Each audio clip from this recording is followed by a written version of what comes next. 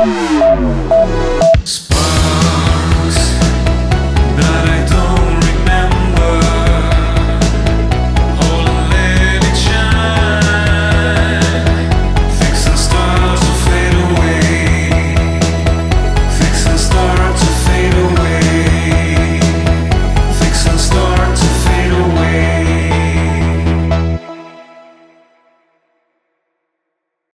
Hello, dear friends of Kabbalah International. We are once again with Mario. How are you, Nacho? A pleasure to be with you. Very well. It's also a pleasure for me. Today we are going to talk about limits. Gevurah. Just a reminder that Gevurah comes from the Hebrew word gebor, which means strong. Gevurah is strength. And I would like to begin by developing the concept of limit as an inherent aspect of our own existence from a cosmogonic perspective, and how that intervenes in the other aspects of our existence. Excellent. Let's see. We live with two systems, two variables of great limitation. Moreover, European pessimistic philosophy would claim that they are practically demonic. I don't consider them that way. I consider them fundamental laws of the universe, which are time and space. We, in this physical life, have a specific time, and within that time we have to fulfill the purpose of our life. And we also have a determined space, so time and space are our great limitations. When one says, I make the most of my time, seizing the time is to limit oneself in time. It involves having a lot of Gevurah. However, Gevurah has to be at the service of something as an instrument. Why do I set limits?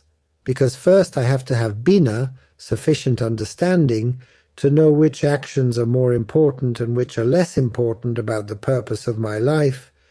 This means that the limits are not arbitrary, they are based on what helps me fulfill or not fulfill the purpose of my life. For example, if there are certain activities which do not align with the meaning of my life, imagine someone like me who knows nothing about dentistry is asked to write a dentistry research paper. I completely deviate from the purpose of my life.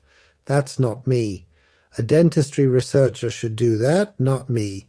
But if, in my life confusion, I say yes to a dentistry job that I should say no to, it's because I don't know how to say yes or no, since I haven't sufficiently understood the purpose of my existence.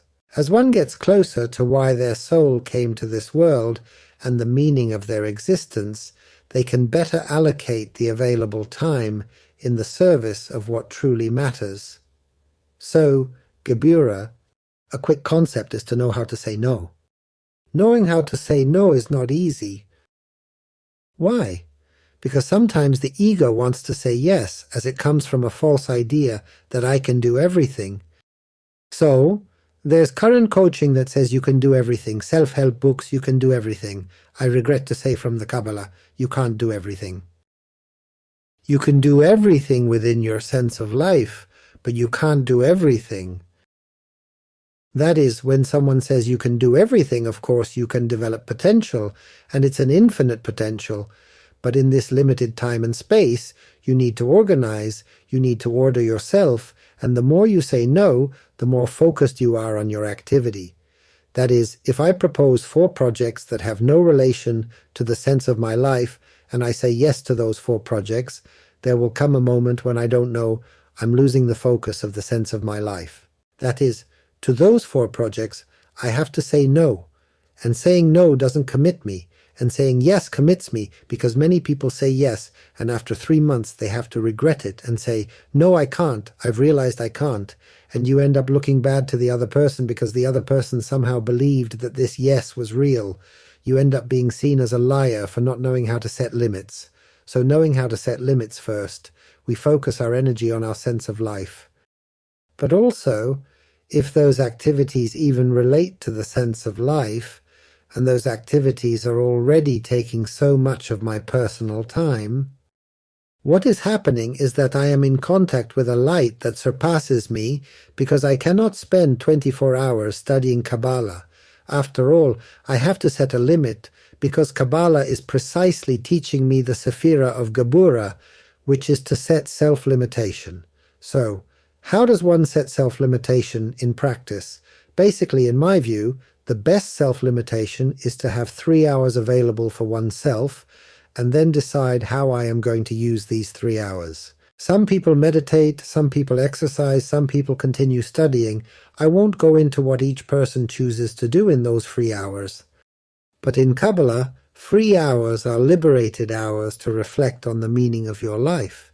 In essence, the hours occupied in fulfilling your life's purpose cannot annul the hours of reflection to fine-tune what the meaning of your life is, to always be recalculating what your activities are.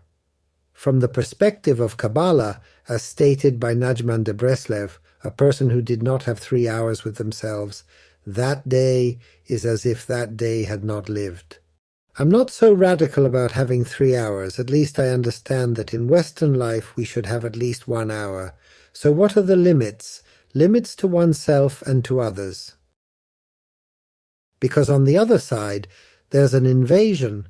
Look at what we are experiencing with social media. The invasion of emails, the invasion of WhatsApp messages, the invasion of immediacy. Today, more than ever, we need this dimension of Gevurah.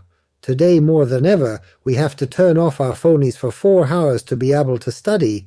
Why? Because we are invaded by stimuli that break our deep thinking. So, Gevurah says, I will dedicate 3 hours to studying, or 3 hours to focus on this, and everything else has to disappear. Dealing with immediate matters can come later. I can open my phone later and see what's happening. But the number of interruptions we are facing makes it crucial to work and train in this dimension with greater strength today than ever. 20 years ago, these networks didn't invade us in this way. We have a significant invasion. So, we need to know how to classify what is beneficial for us in social media. We shouldn't just browse aimlessly where we can get lost. Why? Because we can get lost not in the navigation itself, but we can lose hours of our lives because we are not focused. It is difficult. The Gevurah is one of the most difficult because it has to do with the nature of the soul, and we are going to explain this. The nature of the soul is to go to the light, is to try to connect with the light. And to try to connect with the light, that desire to connect with the light, is a 24-hour desire. To say no to something for the soul is a very big sacrifice. Why? Because the soul wants everything. The soul wants the Ein Sof. So as the soul desires the divine light, what does my soul want? My soul wants to read 50 books today. But I cannot read 50 books today. I have to decide to read 1 chapter, or 1 book. So what happens? In the face of the Ein Sof, the nature of the soul is to want infinity. Infinity of books, infinity of classes, infinity of interviews. The soul desires infinity. When Gevurah comes, Gevurah says to the soul, you are in a physical body, you have a limited time. It's not that your infinite light will drag you because your life is finite. So there we have tension. A soul that desires to walk towards the infinite process of infinity, and cannot because it lives in a finite body, in a finite time and space. And then to put Gevurah to the soul is one of the most difficult matters, because for the soul it is as if it were unnatural. The soul has to be convinced of finiteness. And the soul is not convinced of finitude, because the soul pulls toward the infinity of light. You have opened a lot of doors with everything you said. The approach you gave to what we could call the Gevurah of Yesod is very tempting for a next chapter, isn't it? From a social perspective, right? The limit from a social perspective. I would also like to mention that the intervention of Gevurah in an essential order for one's existential experience itself, that is, Gevurah is completely necessary to be able to experience our existential experience. And then Gevurah is the essential factor for the perception of reality. That is to say, our senses are limited so that we can perceive reality. And another thing that I would like us not to forget, which seems like fertile ground to explore, is the relationship between Gevurah and the instinct for survival. What do you think? Very well. Regarding the social aspect you were discussing earlier, the issue is that there are lives where people do not apply Gevurah to their inner work because there is a lot of fear of inner work. They have their schedules full of social commitments. So, the great drama for all these souls is not that they are social just for the sake of socializing. They are social to escape introspection. Why? Because in introspection they will find a lot of pain and they will face grey or dark areas they might not want to confront. The work of introspection is not an easy task. So what happens? They fill their lives with social activities. I believe that when one is in solitude, one can engage in the work of introspection.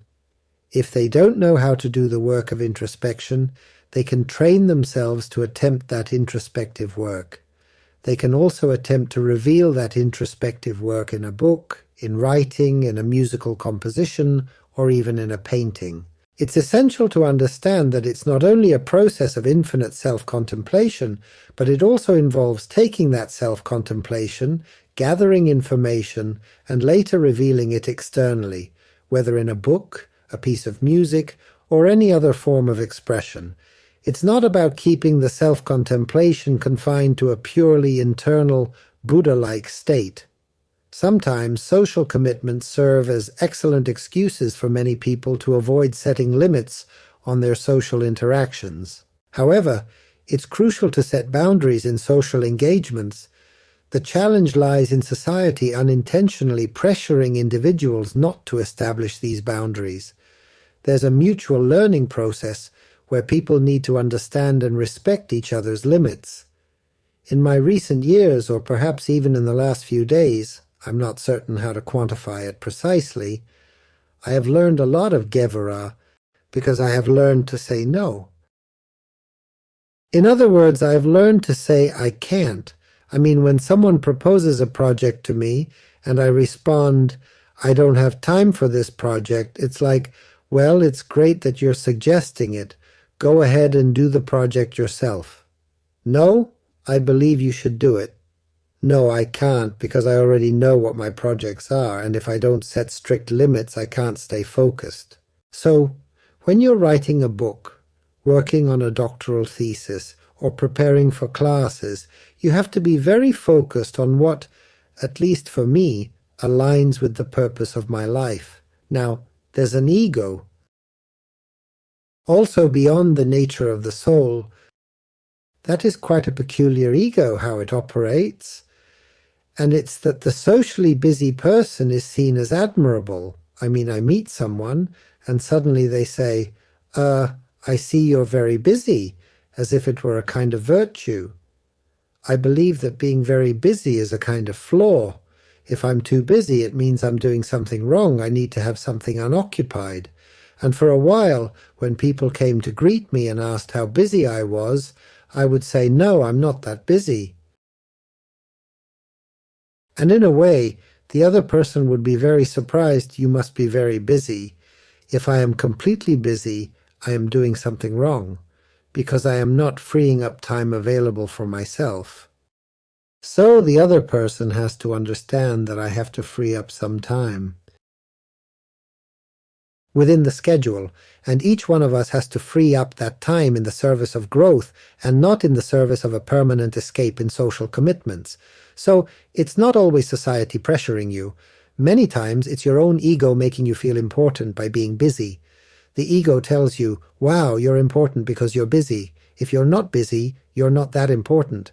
The ego maneuvers there. We need to be careful with this ego that distorts our reality. No. If I'm not busy, it means I have time for important things. Time for introspection, personal growth, and connecting with the essence of life. I am giving importance to my inner growth. Therefore, let the ego not measure my importance based on my social commitments. Perfect. If you think it's okay, let's free up some time to move on to the next chapter. I love it. I congratulate you on your ego control. Thank you, Mario. A hug. Shalom.